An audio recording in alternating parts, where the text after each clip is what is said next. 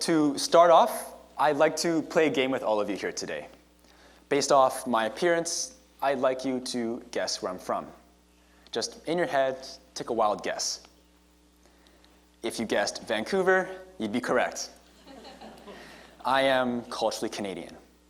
But even though I am Canadian, I'm also Austrian, Chinese, Norwegian, as well as every single country on this chart. Just let that sink in for a second. According to a mix of both family knowledge and ancestry DNA, this is me. And according to this chart, my ethnicity essentially makes no sense at all. And I know for sure that some of you are super confused right now. But before I dive deeper, I choose to define what ethnicity actually is as a single category of people who identify with each other based off common language, ancestry, culture, society, history, and nation.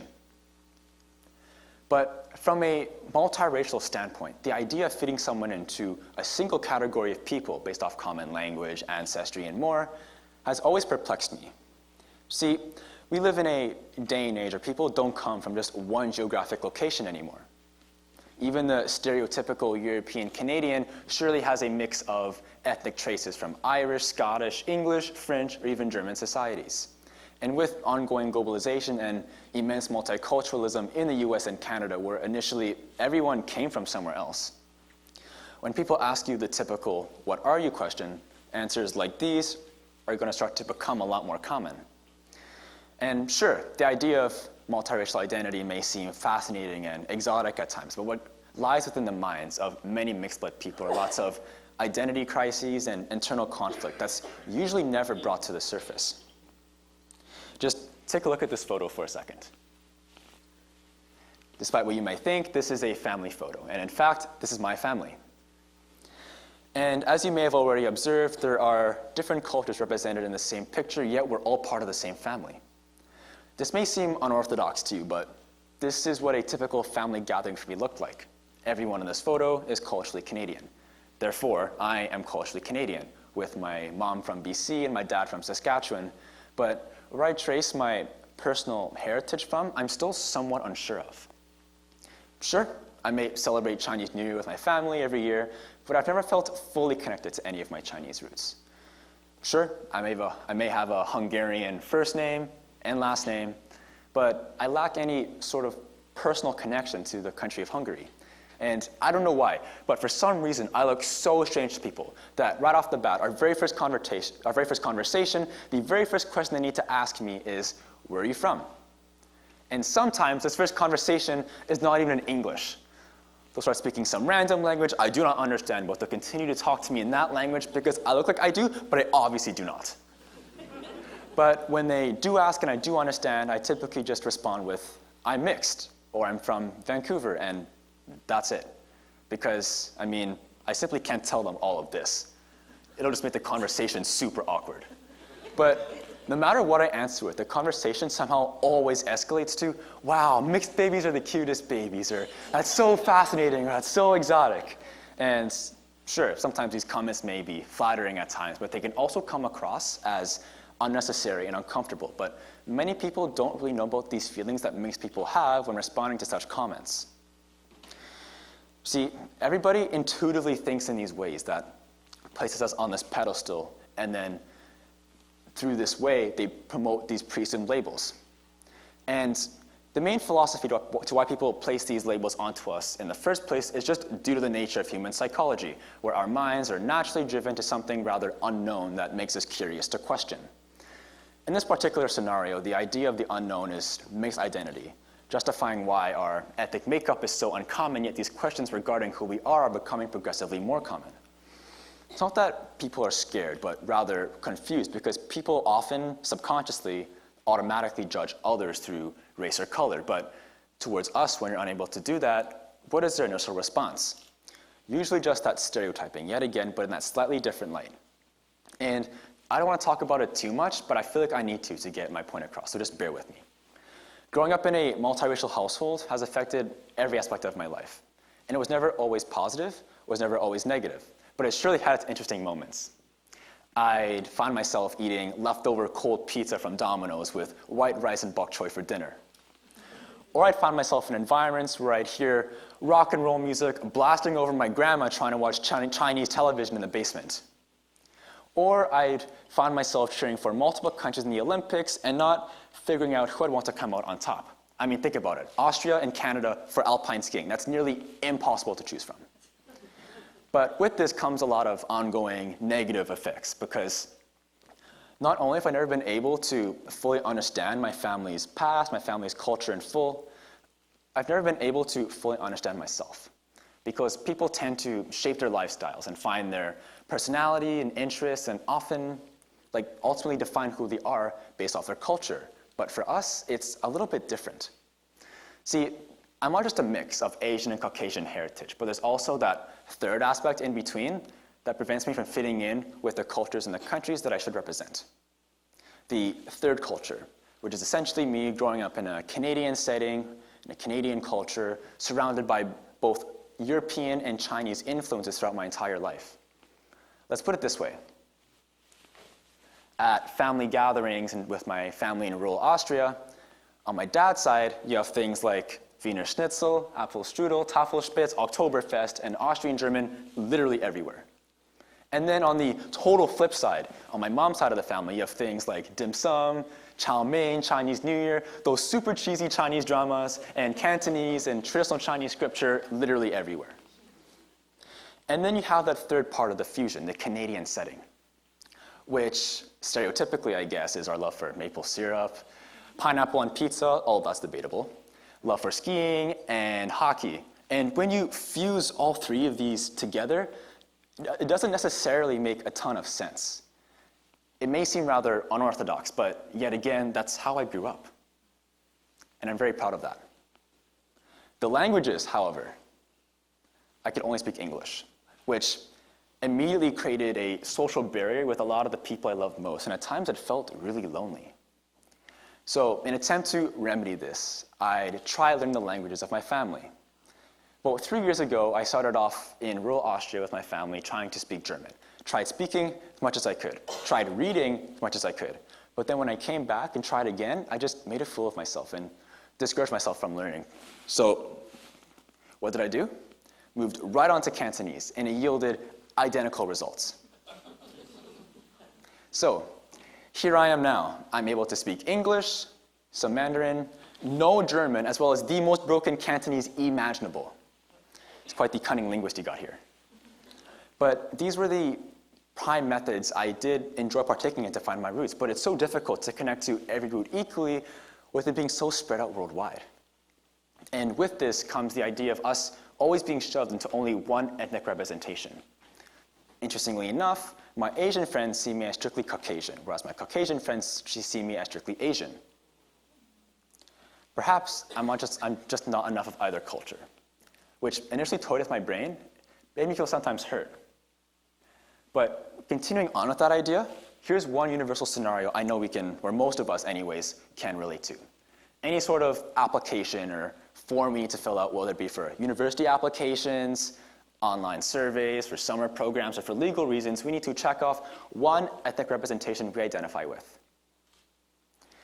Sure, you have boxes that say Caucasian, Southeast Asian, African American, and then you have other,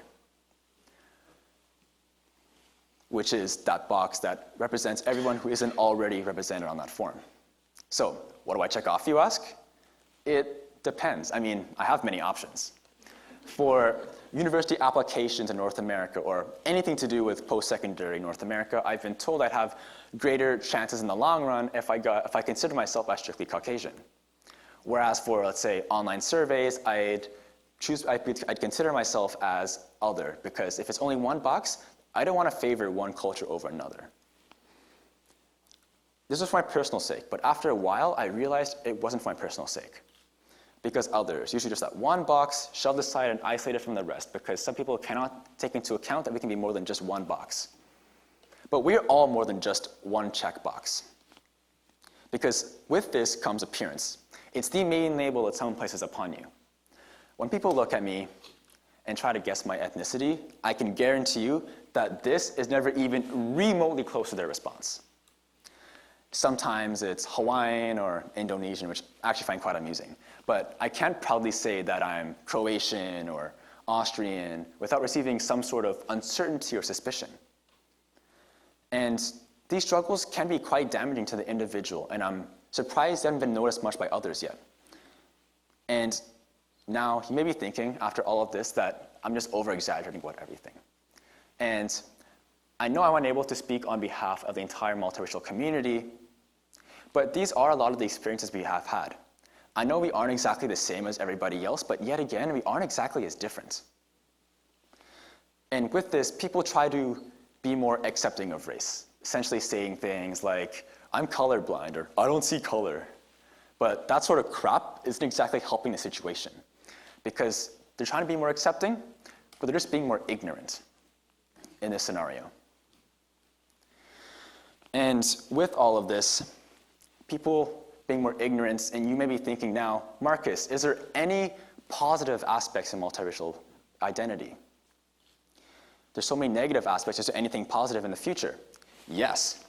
In the future, there will be progressively less and less of these worries, knowing that we are the prime representative of the global future demographic. You heard me correctly. Perhaps not now or in the next generation from now, but even as soon as, let's say, 5, 6 decades from now, people who still identify as only one ethnic background will be considered different. Just look at this for a second. In the future, so many people are going to look like this. These pictures are from a National Geographic article essentially showing what people will typically look like by 2050 in America. At a glance, they may seem different, but looking at them for a little while longer now, they don't look as different as we initially think. Interestingly enough, this isn't just happening in 50 years. It's happening now. So many celebrities have in fact helped promote our ethnically ambiguous presence worldwide. I mean, take Naomi Osaka, Steph Curry, Henry Golding, or Keanu Reeves. And just thinking about it now, there is reason why people try to connect our ethnic makeup to only one place around the globe. I mean, think about it. Some cultures, some ethnicity groups were born due to ethnic mixing. Take the Icelandic people, for example. Due to the bloodline of the Norwegian settlers who kidnapped Celtic women to help colonize Iceland, so many Icelandic people have a mix of Irish and Norwegian blood within them. Or take the Métis people in Canada. These people are very commonly known due to their unique bloodline. And with all of this together, sure, today we are seen as rare anomalies, but let's say in, 60 years from now, this statement will be totally reversed, where people who still identify as only one ethnic background will be considered very different because people will be born as a culmination of so many different ethnic backgrounds that asking people the typical "what are you" question won't be effective because you will receive some sort of non-comprehensible answer like this every time. And just adding on to this, multiracial youth are the fastest growing group. In the 2011 Government of Canada census, approximately 51,400 couples reported being in a mixed union. This is only in 2011. Imagine how much this number has grown. And 51,400 is only in Vancouver. This number is almost doubled in Toronto. And with ongoing globalization and therefore inevitable ethnic mixing, this number is only going to exponentially increase. I myself am an optimist, so I personally believe that with a lot of this ethnic mixing comes a lot of more people being more considerate of ethnic ambiguity. You may be thinking, Marcus, if there's more ethnically mixed people in the future, how is there going to be less and less of these worries? It's an inverse correlation because with this, with a greater multiracial presence worldwide, comes the greater understanding, therefore greater awareness, therefore greater support. And a lot of these worried feelings that we may have will be completely diminished. Not completely, but it will eventually get to that stage. However, with all the stereotyping and mild racism, it's a bit too hard to tell at this stage. But I have faith that we're moving towards a place where we will become a lot more considerate of other people's identity. So in the end, to those who do identify as ethnically ambiguous, understand that because you're part something and part something else doesn't make you less of either. I like to think of it as you're not part something and part something else, but you're full of both. Because you've had the immersion, you've had the ongoing experience of representing and being surrounded by those cultures that you can proudly represent all the countries that you are. Especially in a country like Canada, where we are rapidly moving to a multi-ethnic society, it's so crucial to be embracing roots rather than being ashamed of them. Because although in the future we will all look both drastically different and the same simultaneously, I know that we will all be able to share and embrace our struggles, differences, and specialties together. Thank you.